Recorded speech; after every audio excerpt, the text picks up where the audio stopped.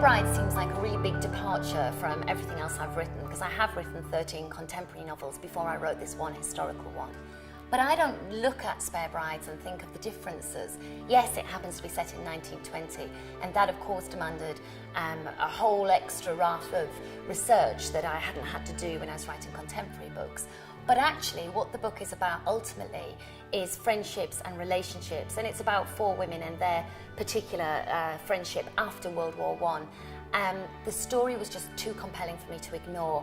These women who very much felt the consequences of World War I, and the fact that 750,000 men of marrying age had been lost during World War I, and they very much felt those consequences, and their choices in life were massively reduced. I didn't think it was a story that had been told, and I just felt it was a story that was crying out to be told.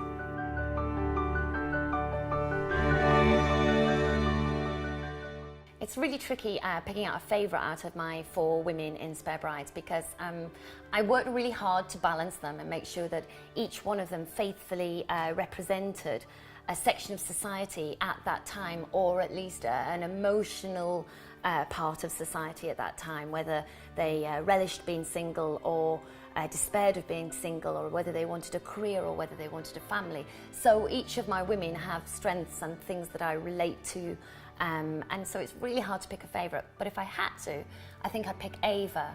Ava's the one who embraces being single and the opportunities that not having to marry, which was very much the middle class way. The women were brought up knowing that they would marry and they would have children.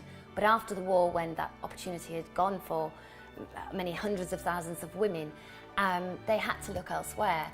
Ava's the one that sees this as a huge opportunity and wants to be a career woman, wants to go out and change the world, and I love her for it.